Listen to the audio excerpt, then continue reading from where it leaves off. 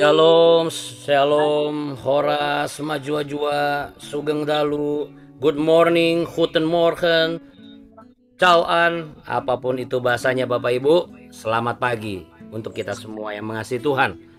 Baik Bapak Ibu sekalian terkasih, mari sama-sama kita satu di dalam doa. Bapa kami dalam surga, dikuduskanlah namamu, datanglah kerajaanmu, dan jadilah kehendakmu di bumi seperti di surga. Berikanlah kami pada hari ini makanan kami secukupnya, dan ampunilah kami akan kesalahan kami, seperti kami juga mengampuni orang yang bersalah kepada kami.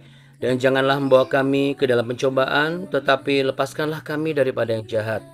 Karena Engkaulah yang empunya kerajaan dan kuasa, dan kemuliaan kekal sampai selama-lamanya. Bapa yang baik, Tuhan Yesus yang kami sembah dan kami muliakan, inilah diri kami setiap pribadi lepas pribadi datang ke hadirat-Mu yang kudus.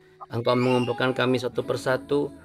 Ada yang masih dalam keadaan sakit, terluka, berbeban berat, atau lemah, atau ragu, atau merasa tawar hati, atau dalam keadaan sudah sukacita, sudah berpengharapan, sudah dibangkitkan, memiliki satu keyakinan penuh akan masa depan, atau sedang menikmati berkat Tuhan, menikmati janji Tuhan digenapi. Apapun keadaan kami semua mendapat kuasa di balik salib Kristus ya Tuhan. Sehingga keadaan itu akan membuat kami semakin diteguhkan jikalau kami mendapat hal yang baik daripada Tuhan. Jikalau kami sedang Tuhan izinkan uji untuk melewati lembah kekelaman, pergumulan yang berat, pertentangan yang besar, Tuhan yang akan memberikan tuntunan. Sebab Engkaulah firman yang menjadi manusia itu. Engkaulah pelita cahaya kehidupan itu. Rendahkanlah hati kami di hadapan-Mu, rendahkanlah diri kami di hadapan-Mu, agar kami juga mampu memberikan hati kami bagi sesama kami manusia. Terima kasih ya Bapa. Terpujilah namamu Tuhan Yesus. Dimuliakanlah Engkau di atas segalanya. Dalam nama Tuhan Yesus, kami pasti mengalami kesembuhan, kami pasti mengalami kekuatan yang baru, kami mendapat penghiburan, kami pasti akan mendapat pengertian dalam menanti janji Tuhan. Kami akan mendapat satu pengharapan yang tidak akan pernah berkesudahan di dalam Yesus Kristus Tuhan. Yang percaya dan sepakat, mari sama-sama katakan amin. Amin. Puji Tuhan. Kita beri tepuk tangan nih Bapak Ibu sekalian. Buat Tuhan Yesus kita, Tuhan yang apa? Sekarang kita kasih jempol, sekarang kita bilang Tuhan yang besar. Yang besar ya. Yang besar ya, kita bilang yang besar. 1, 2, 3, Tuhan yang besar, sangat besar, teramat besar, selalu besar, selalu besar. Siapa namanya Bapak Ibu? Yesus Kristus namanya. Ya, kasih tos dulu di depan kamera, kasih tos ke suami istri dan juga diri kita sendiri. Katakan, Tuhanku lebih besar dari apapun yang sedang kualami. Lebih besar dari apapun Yang sedang kualami. Ya. Jadi kalau engkau mengalami berkat, oh Tuhan kita tetap jauh lebih besar dari berkat yang kita alami. Amin. Supaya kita boleh lupa. Iya.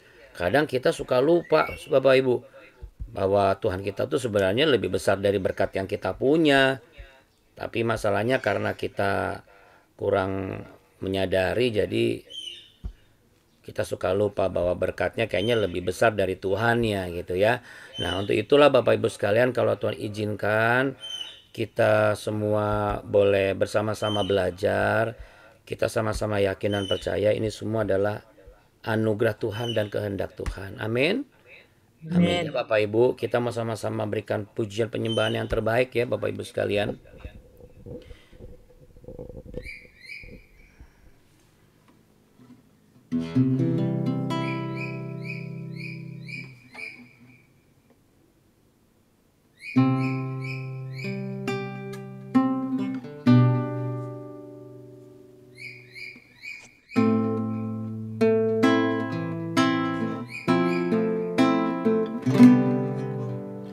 Kaulah Tuhanku,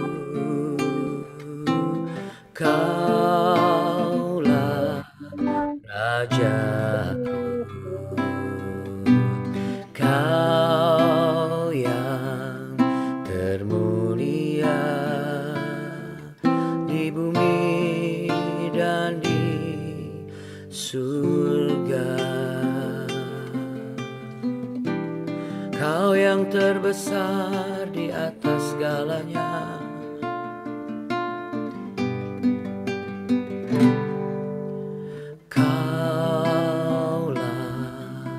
Tuhanku, Kaulah Rajaku, Kau yang termulia di bumi dan di surga. Ku sembah Kau Tuhan, ku sembah Kau Tuhan, ku puji, ku muliakan nama-Mu. Ku sembah Kau Tuhan, ku sembah Kau Tuhan, ku puji, ku muliakan nama-Mu.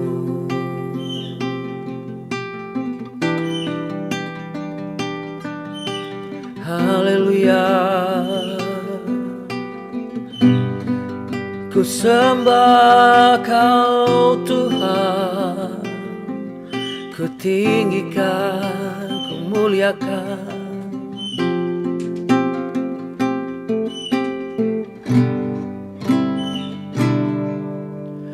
Kaulah Tuhanku, Kaulah Rajaku, Kau yang termulia di bumi dan di surga. Ku sembah Kau Tuhan, ku sembah Kau Tuhan, ku puji, ku muliakan nama-Mu. Ku sembah Kau Tuhan, ku sembah Kau Tuhan, ku puji, ku muliakan nama-Mu.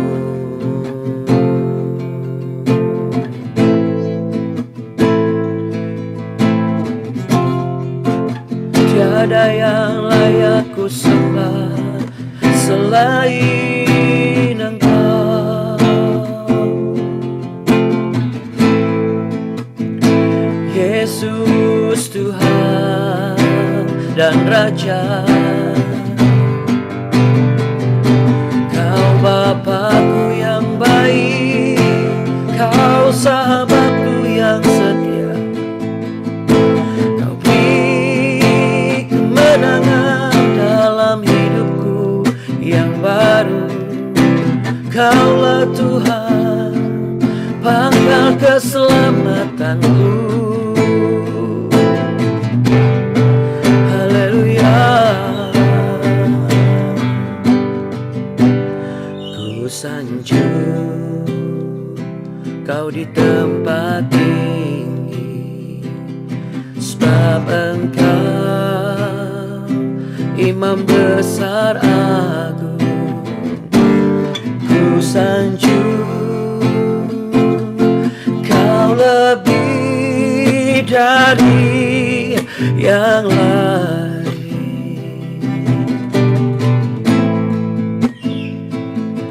Dan ku datang menyembah-Mu Tuhan. Ku sanjung Kau di tempat tinggi, ku sanjung Kau di tempat tinggi, sebab Engkau Imam besar agung.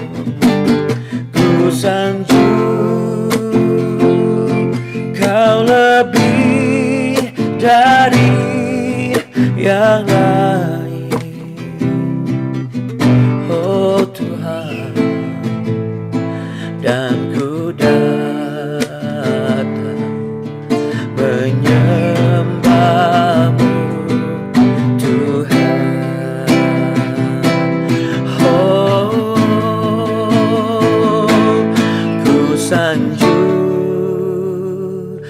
di tempat tinggi, sebab Engkau Imam besar agung. Ku sanjung Kau lebih dari yang lain, oh Tuhan Yesus. Dan ku datang untuk menyembah-Mu, Tuhan.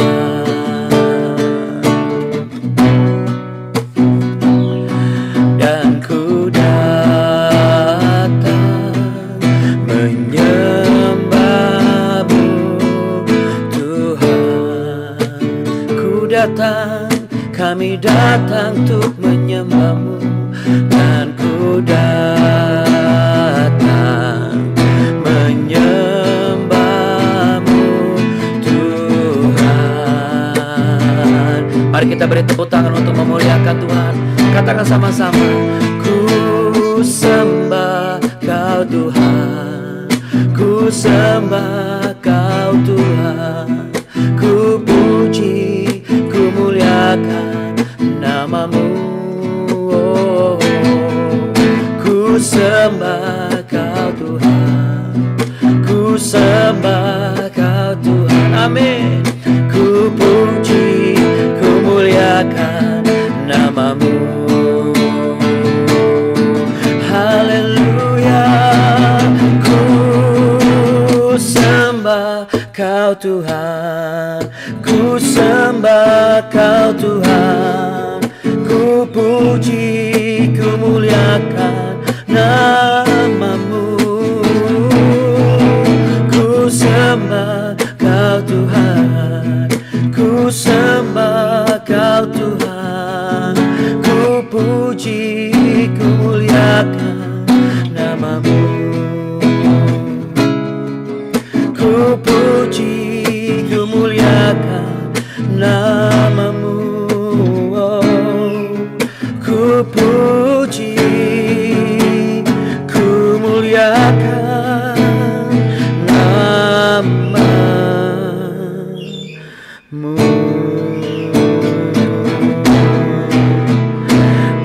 Sebut namanya, ku puji Engkau Yesus Tuhan. Haleluya. Haleluya. Mari sama-sama katakan amin, Bapak Ibu sekalian yang setuju, sepakat dengan saya. Haleluya, puji Tuhan. Bapak Ibu sekalian terkasih, adalah sesuatu yang luar biasa jikalau kita bisa merasakan dan bisa menikmati ya era-era di zaman ini ya. Waktu pertemuan BW di pembahasan di Yosua pasal yang tentang pembatasan itu saya sempat mendapat satu privilege yang Roh Kudus singkapkan ya, bahwa tentang pembatasan itu ya. Jadi kalau kita misalnya nih usia kita sudah tua, lalu kemudian kita bukan anak-anak muda, kita bukan generasi yang kekinian dalam tanda kutip, kita bukan bagian dari apa yang dilahirkan oleh zaman ini, tetapi Tuhan izinkan kita bisa menikmati itu. Wah, itu merupakan hal yang luar biasa sebenarnya.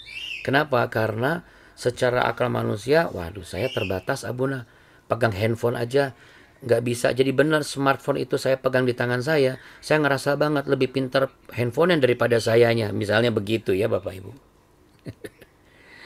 Tapi itu semua adalah kasih anugerah Tuhan ya. Dan kita juga diajari bagaimana kita harus menghormati Tuhan memberikan batasan-batasan tertentu ya. Untuk itu kita diajarkan juga bagaimana yang sebenarnya adalah bukan hanya sekedar perbesar kapasitas. Ya yuk pelajari ya. Sekarang kadang-kadang ya Bapak Ibu, saya kadang-kadang suka bingung sama para motivator ya. Kenapa? Sudah tua, sudah uzur lanjut usia, sudah tinggal menikmati masa tua dengan penuh sukacita ya, memaksimalkan tenaga yang ada. Ya bukan berarti kita nggak boleh baca kitab suci, bukan maksudnya baca buku-buku yang lainnya atau menambah wawasan, bukan begitu. Tapi kita juga harus bisa menyadari kan kapasitas orang kan beda-beda gitu, ya kan. Lalu kita motivasi untuk seperti itu. Bukannya tambah termotivasi, yang ada tambah apa? Tambah anjlok. Karena hanya orang-orang yang merasa anjlok banget yang butuh motivasi. Dan kita bukan orang-orang sekedar butuh motivasi, Bapak Ibu. Karena kalau kita hanya sekedar mengejar motivasi, itu hanya sekedar mengejar apa yang dikatakan penghargaan untuk diri sendiri. Tapi dengan cara kita, Bapak Ibu. Bukan dengan caranya Tuhan. Karena kalau Tuhan mengizinkan seseorang di usianya yang berbeda, di zaman yang berbeda, mampu melewati masa itu adalah kasih anugerah Tuhan. Itu dikatakan kasih karunia. Yang istilahnya apa ya? Kita sendiri aja nggak nyangka kita bisa gitu loh. Sebut saja seperti halnya ketika Anda bisa memiliki berkesempatan ke tanah perjanjian. Sekalipun misalnya itu dibayarin orang, misalnya saudara yang menabur, atau habis penjualan tanah warisan, atau baru saja dapat gaji atau pengumpulan gaji setelah sekian belas atau puluh tahun. Tapi kalau Tuhan nggak mengizinkan, ya nggak akan nyampe ke sana. Belum nyampe ke sana. Pun juga kalau Tuhan izinkan, tapi kita juga nggak niat, ya nggak akan nyampe. Mohon maaf nih Bapak Ibu. Tidak akan sampai. Tapi kalau kita niat, pasti akan sampai. Sama juga ketika apa yang kita harapkan di dalam kehidupan kita. Kita boleh saja mengusahakan segala sesuatu dengan cara kita. Mulut kita berkata-kata, puji Tuhan, haleluya. Sama seperti yang di Yohanes kemarin. Kita buka ya Bapak Ibu sekalian terkasih. Kan kita kemarin bahas tuh. Mengenai bagaimana Yesus dilulukan apa? Di Yerusalem. Yerusalem kita mendapat apa sih Yerusalem itu? Apa kita tetap harus ke sana secara harfiah? Ya, kalau kita bisa ada di sana, puji nama Tuhan, itu suatu hal luar biasa. Bagaimana jikalau yang belum bisa ke sana? Kita juga harus memikirkan perasaan orang-orang yang pengen juga sebenarnya. Tapi belum Tuhan izinkan, belum dimampukan. Karena waktu, karena tenaga, mungkin karena hal-hal yang lainnya. Jadi kita yang sudah bisa ke sana pun, kita juga berhati-hati, harus berhati-hati. Ketika kita mengatakan bahwa, aduh sudah ke Yerusalem ya. Ya puji Tuhan. Ya semua karena kemurahan Tuhan. Depan kita adalah orang yang sudah berkali-kali mau pergi nggak bisa. Boleh jadi kita mengatakan kemurahan Tuhan, tetapi kita mengatakan dengan satu hal kepuasan. Kepuasan yang sementara kita seakan-akan dalam tanda kutip tidak memikirkan perasaan di depan kita ini loh. Oh sudah disembuhkan ya? Ya puji Tuhan ya. Itu semua adalah ya Tuhan baiklah sama saya. Sedangkan dia belum sembuh. Kan seakan-akan Tuhan gak baik buat dia. Iya kan? Kasihan kan maksudnya kan? Iya loh. Ya Tuhan baik buat saya. Ya buat situ dalam hati orang itu. Terus buat saya, mungkin saat itu dia gak mikir. Sampai rumah dia mikir, kok Tuhan baik buat dia, gak baik buat saya. Kita bukannya menabur sebuah benih kebajikan dan kemuliaan, malah kita menabur benih apa? Kedurhakaan. Orang itu jadi durhaka sama Tuhan. Kenapa? Dia sakit hati sama Tuhan. Apalagi bicara mengenai sesuatu yang real, yang sudah bertahun-tahun dinantikan dan ditanyakan. Kembali lagi, Bapak Ibu sudah baca Mazmur 113 yang saya sampaikan kemarin? Kalau belum, coba dia baca. Kenapa sih harus Mazmur 113? Karena pada masa dulu, di masa Prapaskah, pada saat gereja-gereja awal baru itu berkembang dan bertumbuh, mereka membacakan apa yang biasa dibacakan oleh nenek moyang mereka ketika mereka keluar dari Mesir. Sejak zaman Musa. Itu apa Bapak Ibu? Mazmur 113. Jadi Mazmur 113, 114, 115 itu dibacakan terus tuh. Di mana? Mulai dari bait Allah sampai sinagoga. Akhirnya dibacakan di dalam kumpulan yang namanya gereja mula-mula. Makanya kemarin saya sampaikan ke Bapak Ibu, kalau mau ikutan silahkan. Jadi saya buka puasa, saya buka di Mazmur 113. Paginya juga saya baca di Mazmur 113. Kayak hari ini, nanti kita baca apa Buna? Ya saya sih baca Mazmur 114 selain Mazmur 5. Kan 2 pagi hari tuh.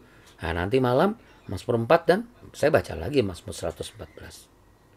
Di Mazmur 113 Bapak Ibu, Ada satu perikop mengatakan apa? Tuhan meninggikan orang yang rendah.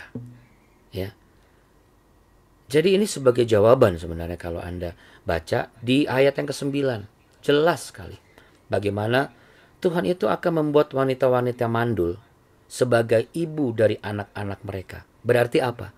Bagi Tuhan itu tidak ada kemandulan. Tetapi kalau misalnya terjadi kemandulan, kan ada banyak faktor. Oh, ini kutuk turunan. Itu bisa dipatahkan. Oh, ini karena dianya nggak subur. Tuhan bisa lakukan mujizat. Yang Tuhan mau adalah kita coba berbalik kembali kepada diri kita. Makanya saya memilih kemarin kan di Yohanes 12 ayat yang ke-12 sampai yang ke-19, kita memilih mana nih? Memilih orang-orang yang datang Yesus, mendengar Yesus datang di tengah jalan menuju Yerusalem. Mereka ngambil daun palem sibuk, nyongsong, Hosana, diberkati, diberkati. Atau kita hanya sebagai seekor keledai muda, namun Tuhan naik di atasnya. Saya memilih keledai muda kan Bapak Ibu? Iya, karena keledai muda, jika ada penunggang di atasnya, sebodoh-bodohnya keledai itu, tapi itu bergantung kepada penunggangnya. Sekarang mana sih manusia yang gak bodoh? Sampai ada band aja bikin lagu. Tiada yang salah, hanya aku manusia bodoh. Ya kan? Emang itu yang kenyataannya kok. Makanya ketika sebut kebodohan manusia itu dialami siapa saja? Siapa saja Bapak Ibu? Lah saya aja sempat jadi manusia bodoh kok. Bahkan kita seringkali tiap hari sempat jadi manusia bodoh. Kenapa nggak milih yang orang-orang di pinggir-pinggir itu sih? Abon itu kan di pintu gerbang. Menyambut Tuhan Yesus kan. Ya, apa artinya menyambut kalau nggak mau ditunggangin? Penunggang itu kan berarti penguasa. Sebuah aksi ditunggangi oleh seseorang sebagai pelakunya. Bayangkan, aksi itu dilakukan oleh banyak orang, tapi ditunggangi oleh satu orang, satu pihak, satu komunitas, satu golongan. Bayangkan, si penunggang itu menguasai bisa 1, bisa 10, bisa 100, bisa 1.000.000. Dan ada pergerakan dan ada akibat di sana. Kalau kita mengizinkan Tuhan yang menguasai kita, saya percaya Bapak Ibu, apa sih yang gak bisa dilakukan oleh Tuhan? Masalahnya kita itu seperti apa? Keledai muda namun gak mau ditunggangi. Atau kita memang menyambut Tuhan, tapi kita juga berkhianat dari Tuhan. Apa buktinya? Ya, buktinya pada saat besok Bapak Ibu. Besok kan Jumat Agung tuh Bapak Ibu ya. Kalau Bapak Ibu setelah selesai ibadah di tempat Bapak Ibu misalnya pagi-pagi, Anda rindu untuk mendapat konklusi dari pertemuan kita BW ini kan membahas Jumat Agung ini kan tematik nih. Karena kan biasanya kita belajarnya kan per kitab tuh. Kita lagi belajar kitab Yosua kan. Nah, kalau Bapak Ibu besok tergerak, mau ikutan Abona ya silahkan. Gak masalah ya Bapak Ibu ya. Bebas pokoknya.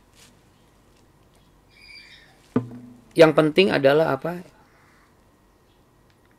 Besok lusa maksudnya ya. Yang penting adalah ya kita bisa benar-benar dengan kerinduan yang sungguh-sungguh ya. Jangan hanya cuma kayak orang-orang yang ada di pinggir itu. Karena mereka juga Bapak Ibu, mereka yang shalom, hosana bagi Raja Daud di tempat yang maha tinggi. Mohon izin hari apa sih? Hari Rabu ya? Oh hari Kamis ya. Ya besok berarti Jumat Agungnya benar. Nanti malam peristiwa yang ya mulai nggak enak itu ya, bagaimana perubahan-perubahan itu terjadi. Tapi nanti malam itu juga peristiwa yang luar biasa. Bagaimana apa? Yesus membasuh kaki murid-muridnya. Tapi kita bahas ini dulu. Kenapa harus keledai muda? Yaitu karena orang itu juga yang menyalibkan Yesus. Orang itu juga yang mengatakan salibkan dia, salibkan dia, salibkan dia. Mereka yang mengambil daun palem, mereka yang hosana bagi Raja Daud, mereka juga yang menyalibkan.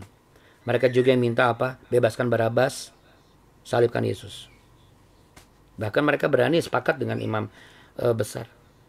Darahnya itu ditanggung kepada kami dan keturunan-keturunan kami kemudian. Ya. Itulah Bapak Ibu ya. Seringkali kita juga begitu kan. Iya. Satu, kita takut dengan keadaan kita karena kita minoritas. Padahal kalau minoritas, kita harusnya potensial. Minoritas bicara mengenai apa? Bukan hanya sekedar kita orang Kristen, yang lainnya bukan non-Kristen. Bukan Bapak Ibu. Ketika yang lainnya sudah dapat janji Tuhan, kita belum. Kita nggak boleh jiper. Kita nggak boleh malu.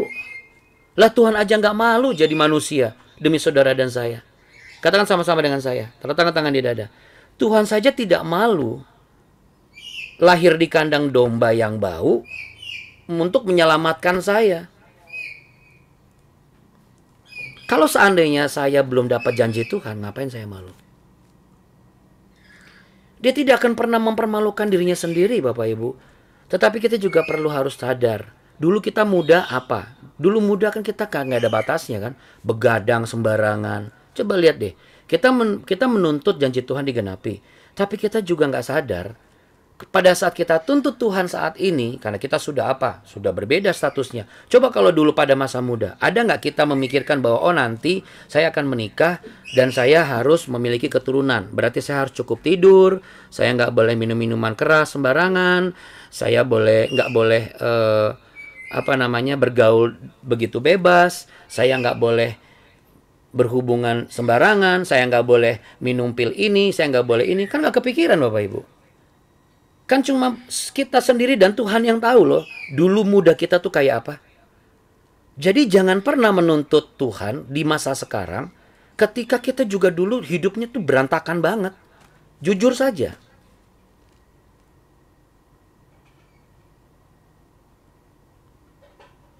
Makanya Tuhan saking baiknya. Tuhan ganti kelahiran yang kita dambakan itu dengan pembelaan Tuhan. Lihat bagaimana hidup kita saat ini. Kita mendapat anugerah keselamatan, itu jauh lebih penting. Lebih penting dari kebanggaan kita mendapat berkat yang lebih, rumah yang lebih, kita bisa biayain hidup orang tua sudah bisa kita biayai, adik kita bisa kita biayai. Lebih dari itu semua, jangan lupa Bapak Ibu, keselamatan itu lebih besar dari segalanya. Jadi, di gerbang ini, gerbang hati ini Tuhan sedang bertanya kepada saudara dan saya. Mana yang lebih penting? Pengakuan orang atas hidupmu atau pengakuanmu atas keselamatan yang kuanugerahkan? Hanya keledai-keledai muda yang mengizinkan Tuhan menjadi penunggangnya, yang akhirnya apa? Berjalan bersama dengan Tuhan. Karena orang-orang yang di gerbang Yerusalem kan gak jalan bareng sama Tuhan kan? Dia tetap di situ kok, cuma nonton. Ada berapa banyak kita orang Kristen menjadi penonton. Senangnya itu menonton. Lalu kalau misalnya mendapat sesuatu tuh harus sesuai dengan apa yang ditonton. Betul nggak? Yang sana disembuhkan Tuhan, yang sana diberkati. Kok kita enggak? Kenapa? Itu penonton. Tapi saya percaya Bapak Ibu dan saya bukan seperti itu. Ya kan? Bukan lah. Kalau enggak mungkin Tuhan izinkan kita bertemu. Ya kan? Ini semua adalah anugerah Tuhan. Nah sekarang kita baca di ayat 20. Yesus memberitakan kematiannya ya di Yohanes pasal 12. Di antara mereka yang berangkat untuk beribadah pada hari raya itu terdapat beberapa orang Yunani. Orang-orang itu pergi kepada Filipus yang berasal dari Betsaida di Galilea. Lalu berkata kepadanya, Tuhan, kami yang bertemu dengan Yesus. Filipus pergi memberitahukannya kepada Andreas. Andreas dan Filipus menyampaikannya pula kepada Yesus. Tetapi Yesus menjawab mereka katanya, telah tiba saatnya anak manusia dimuliakan. Aku berkata kepadamu, sesungguhnya jikalau biji gandum tidak jatuh ke dalam tanah dan mati, ia tetap satu biji saja. Tetapi jika ia mati, ia akan menghasilkan banyak buah. Barang siapa mencintai nyawanya, ia akan kehilangan nyawanya. Tetapi barang siapa tidak mencintai nyawanya di dunia ini, ia akan memeliharanya untuk hidup yang kekal. Barang siapa melayani aku, ia harus mengikut aku, dan di mana aku berada, di situ pun pelayanku akan berada. Barang siapa melayani aku, ia akan dihormati Bapa. Sekarang jiwaku terharu dan apakah yang aku katakan? Bapa, selamatkanlah aku dari saat ini? Tidak. Sebab untuk itulah aku datang ke dalam saat ini. Bapa, muliakanlah namamu. Maka terdengarlah suara dari sorga. Aku telah memuliakannya dan aku akan memuliakannya lagi. Orang banyak yang berdiri di situ dan mendengarkannya berkata bahwa itu bunyi guntur. Ada pula yang berkata, seorang malaikat telah berbicara dengan dia. Jawab Yesus, suara itu telah terdengar bukan oleh karena aku, melainkan oleh karena kamu. Sekarang berlangsung penghakiman atas dunia ini. Sekarang juga penguasa dunia ini akan dilemparkan keluar. Dan aku, apabila aku ditinggikan dari bumi, aku akan menarik semua orang datang kepadaku. Ini dikatakannya untuk menyatakan bagaimana caranya ia akan mati. Lalu jawab orang banyak itu, kami telah mendengar dari hukum Taurat bahwa Mesias tetap hidup selama-lamanya. Bagaimana mungkin engkau mengatakan bahwa anak manusia harus ditinggikan? Siapakah anak manusia itu? Kata Yesus kepada mereka, hanya sedikit waktu lagi terang ada di antara kamu. Selama terang itu ada padamu, percayalah kepadanya, supaya kegelapan jangan menguasai kamu. Barang siapa berjalan dalam kegelapan, ia tidak tahu kemana ia pergi. Percayalah kepada terang itu, selama terang itu ada padamu, supaya kamu menjadi anak-anak terang. Sesudah berkata demikian, Yesus pergi bersembunyi dari antara mereka. Apa yang menjadi makna di balik sampaikan oleh Tuhan ini? Ya, saya mau mengutip dulu dari Kejadian pasal 2 ayat 16 sampai 17. Lalu Tuhan Allah memberi perintah ini kepada manusia, semua pohon dalam taman ini boleh kau makan buahnya dengan bebas, tapi pohon pengetahuan tentang baik yang jahat itu janganlah kau makan buahnya, sebab pada hari engkau memakannya pastilah engkau mati. Berarti apa? Kalau kau langgar pasti mati. Upah dari pelanggaran adalah mati. Jadi upah dosa adalah mati. Upah maut adalah mati. Sebab upah dosa ialah maut. Yeskil pasal 18 ayat 4b juga ngomong, orang yang berbuat dosa itu yang harus mati. Tapi Tuhan Yesus, apakah dia berdosa? Tidak. Jadi kalau Allah mau memikul dosa saudara dan saya, ya dia harus mati memang. Tapi kan dia Allah, nggak bisa mati. Sebagai Allah dia tidak bisa mati. Sebagai Allah dia tidak bisa menderita. Maka ia harus lebih dulu jadi manusia. Supaya apa? Ia bisa menderita dan mati untuk saudara dan saya. Jadi kalau ada yang nanya, ngapain itu Isa Al-Masih Allah itu jadi manusia? Bilang, kalau nggak jadi manusia, bagaimana ia mati? Karena dia itu Allah. Gitu.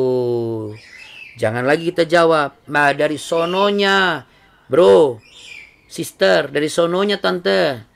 Sudahlah, dari sononya begitu. Jadi jangan kita ubah-ubah lagi, nggak gitu jawabnya ya Bapak Ibu.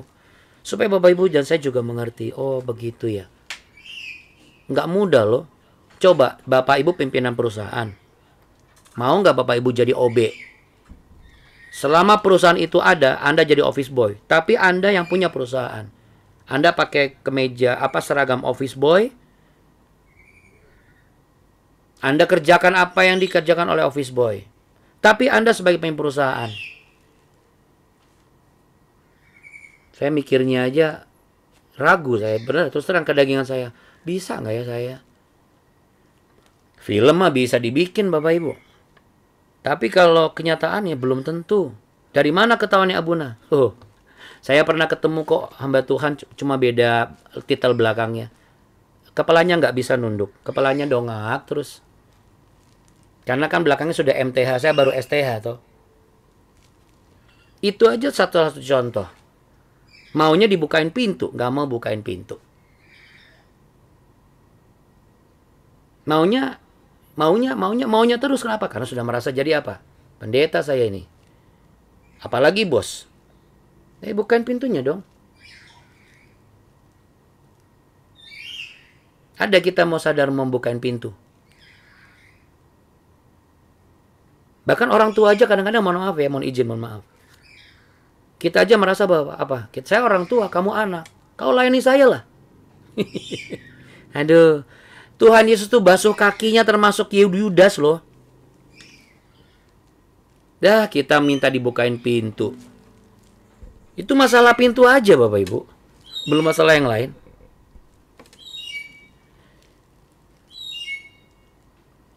Karena seringkali kita tuh nggak menyadari hal seperti itu. Kenapa? Karena kita sibuk di pinggir pintu gerbang Yerusalem. Kita bangga dengan komunitas yang besar. Kita bangga dengan pengakuan orang.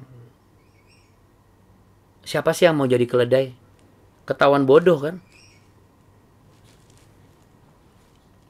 Tapi orang sebodoh apapun kalau yang dikuasai Tuhan tidak akan bodoh, Bapak Ibu.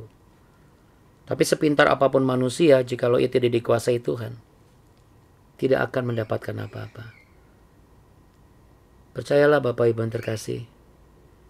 Kok Abuna berani banget ngomong kayak begini? Loh, saya ngomong kebenaran, bukan ngomong tentang saya Abuna, Anda bukan Abuna, atau saya pendeta, Anda jemaat. Di sini saya tahu kok banyak beberapa hamba Tuhan kok. Ada yang saya terkasih, Bapak Immanuel Ginting itu juga hamba Tuhan. Tapi saya percaya beliau tidak sama dengan yang lain, sama seperti saya. Kita harus berani mengatakan, bukan mengatakan, oh saya lebih hebat, lebih bagus, bukan. Tapi itu memberikan satu pernyataan kepada apa? Kepada setan yang selalu berusaha membisikkan telinga dan pikiran kita. Kita harus berani mengatakan, saya tidak seperti itu. Supaya kita tidak jatuh menjadi orang yang akhirnya sama dengan mereka. Kita melanggar sumpah kita sendiri. Kita melanggar janji kita sendiri. Kita sudah janji, aku mau setia sama Tuhan. Tapi masa cuma gara-gara apa yang kita mau belum terjawab atau batal dikasih, kita marah sama Tuhan? Nah, untuk itulah Bapak Ibu, di Yohanes pasal 12 ayat 27 coba kita baca ya. Ini menarik nih. Untuk itulah aku datang. Ada kata-kata di situ ya. Di kalimat yang ketiga tuh, tidak, sebab untuk itulah aku datang. Katakan sama-sama dengan saya, aku datang. Ya, aku datang. Katakan, Tuhan datang. Ya, Bapak Ibu, kata-kata datang ini tuh sering banget loh di dalam kitab suci. Betul ya? Sebab aku datang. Sebab aku datang. Gitu kan? Apa maksudnya? Maksudnya adalah ini menunjukkan dia itu memang Allah yang berinkarnasi jadi manusia. Berarti dia itu Allah yang sungguh-sungguh secara aktif inkarnasi jadi manusia, bukan pasif seperti kelahiran. Inkarnasi itu kan sudah ada, lalu menjadi ada dalam bentuk yang lain. Tapi kalau lahir, awalnya itu belum ada. Lalu menjadi ada. Tapi kalau inkarnasi itu berubah. Dari roh jadi daging. Firman itu jadi manusia. Inkarnasi itu seperti itu. Bukan reinkarnasi. Jadi inkarnasi itu menunjukkan apa? Keberadaan Tuhan Yesus sebelumnya. Pre-existence. Di Yohanes 6 ayat 38 dikatakan sebab, ya ini saya agak sedikit aslinya itu sebenarnya bukan sebab aku telah turun dari sorga. Kalau dari ayat dari salah satu bahasa Yunaninya itu bukan sebab aku telah turun, tapi sebab aku turun. Jadi kata telahnya itu sebenarnya nggak ada. Cuman karena mungkin LAI memiliki pertimbangan lain, jadi nggak masalah sih, nggak apa-apa. Sebab aku turun dari sorga, atau telah turun dari sorga, bukan untuk melakukan kehendakku, tapi untuk melakukan kehendak Bapa, kehendak Dia yang telah mengutus aku. Katakan yang telah mengutus aku. Yang mengutus aku. Lagi di Yohanes 8 ayat 58, kata Yesus kepada mereka, aku berkata kepadamu sesungguhnya sebelum Abraham jadi, ini juga sama. Aku ada, bukan telah ada. Jadi telah itu mungkin untuk memberikan satu penjelasan ya. Tapi kalau aslinya tuh aku ada.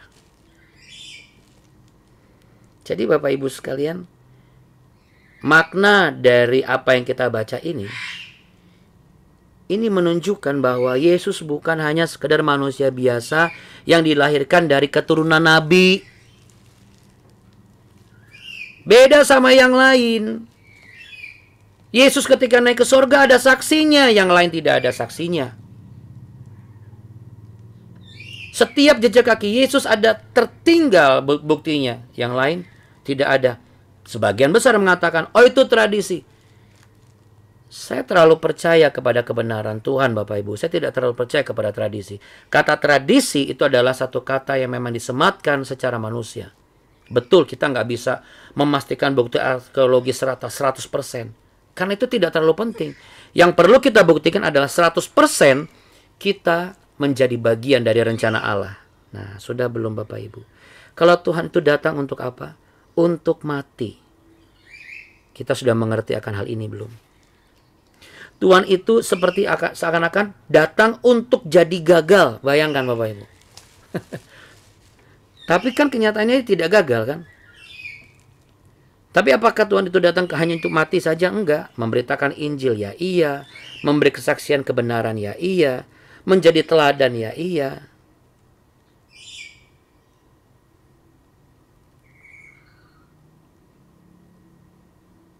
Dari pembacaan kita ini,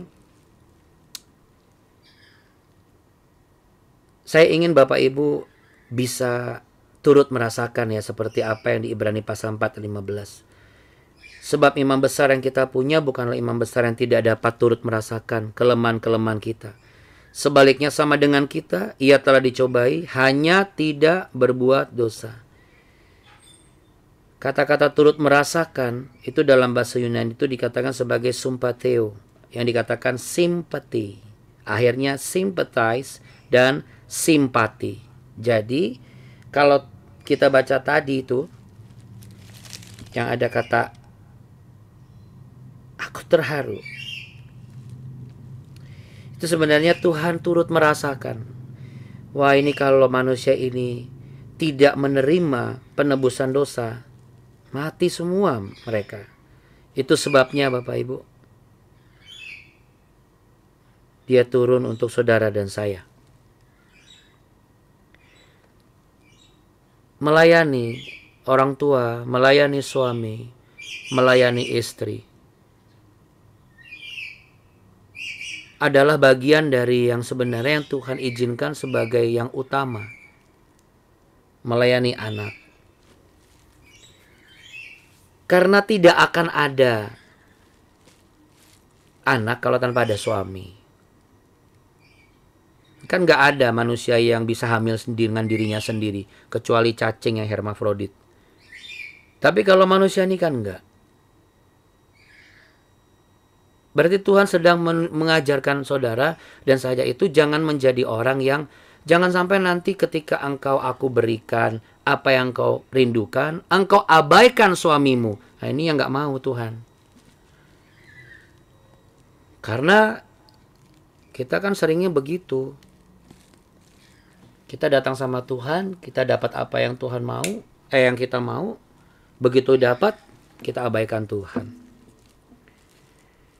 Tuhan tidak pernah mengabaikan saudara dan saya. Katakan sama-sama dengan saya Bapak Ibu. Tuhan tidak pernah mengabaikan aku dan kehidupanku. Amin. Nah, di ayat 24 kan dikatakan, sesungguhnya jikalau biji gandum tidak jatuh ke dalam tanah dan mati, ia tetap satu biji saja. Tapi jika ia mati, ia akan menghasilkan banyak buah. Jadi ini menunjukkan bahwa apa? Ia harus mati. Kenapa benih? Karena ia itu, biji gandum itu kan sesuatu yang bisa bertumbuh dan bertambah. Dibutuhkan oleh orang. Ya, kenapa enggak nasi atau beras?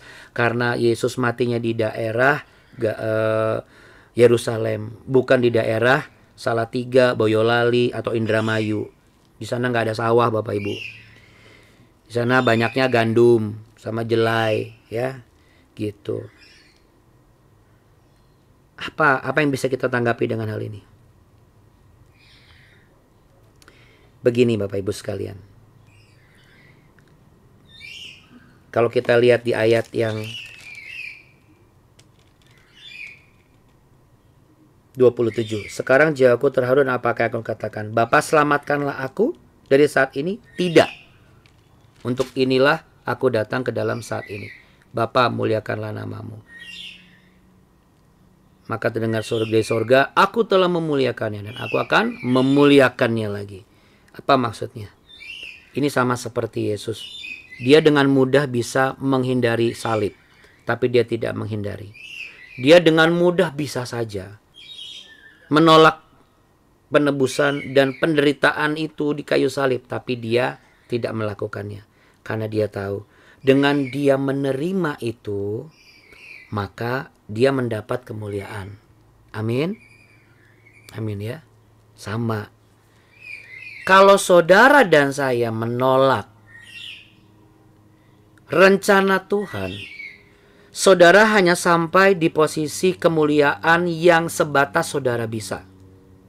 Karena begitu saudara mati, saudara tidak menghasilkan buah. Apa buah? Buah kehidupan yang kekal, Bapak Ibu. Kalau kita jatuh di kubur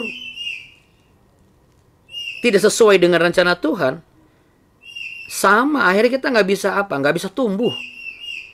Demikian juga kehidupan saudara dan saya. Mari kita lihat ketika orang mencibir, orang menanyakan, meragukan. Kita jangan jadi sebel sama Tuhan. Kita jangan jadi kesal sama orang itu. Tapi kita berbelas kasih. Kenapa? Kasihan mereka. Mereka tuh nggak ngerti. Ketika mereka, mana Tuhan?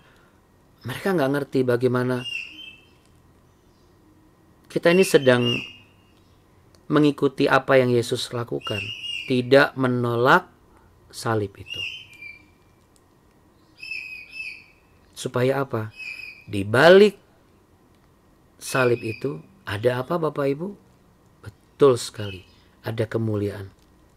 Mari sama-sama kita satu dalam doa. Letakkan tangan di dada Bapak Ibu sekalian. Kita mau satu dan sepakat di dalam doa.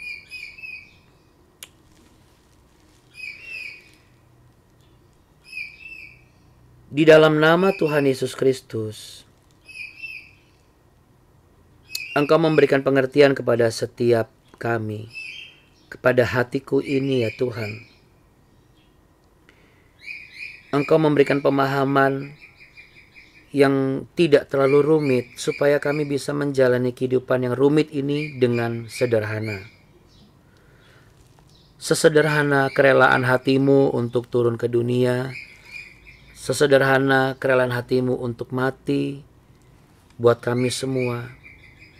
Karena di balik kematianmu ada pengagungan.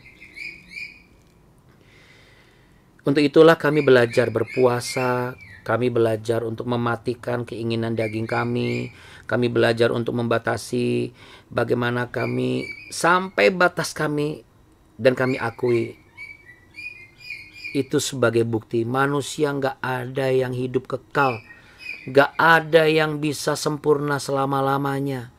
Kalau mau kekal dan sempurna selama-lamanya, ia harus tetap setia di dalam pribadi yang sudah dimuliakan setelah mengalami penderitaan yang begitu besar, yaitu di kayu salib. Biarlah pada hari ini kami mau belajar sebagaimana yang Engkau lakukan. Kami mau belajar untuk memikul tanggung jawab kami sebagai istri. Mumpung belum diberikan keturunan, biarlah setiap wanita-wanita itu jadi istri yang lebih baik. Istri yang lebih setia. Istri yang lebih melayani suaminya. Suami-suami yang belum diberi keturunan juga bukan makin sibuk kerja, tapi menjadi semakin membangun dirinya untuk menjadi kepala rumah tangga yang takut akan Tuhan. Bisa memberikan waktu lebih kepada Tuhan, supaya engkau bisa semakin terawat, sehat, tidak banyak begadang.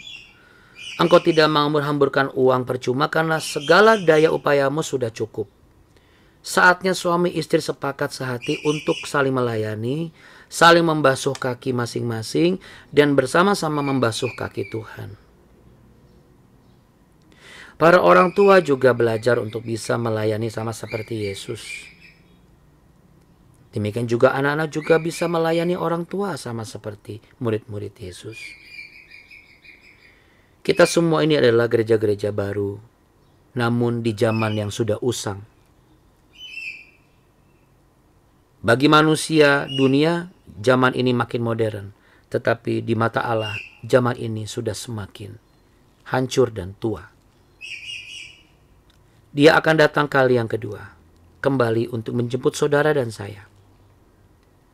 Tetapi jikalau kita masih ada Biarlah kita menjadi biji gandum yang bisa mematikan segala yang berpotensi menjauhkan kita dari Tuhan, supaya kita hidup dan menghasilkan banyak buah kebaikan, kemurahan, kesabaran, damai sejahtera, sukacita, pengharapan, bisa menghibur banyak orang dan menyenangkan hati Tuhan dan juga orang-orang di sekitar kita.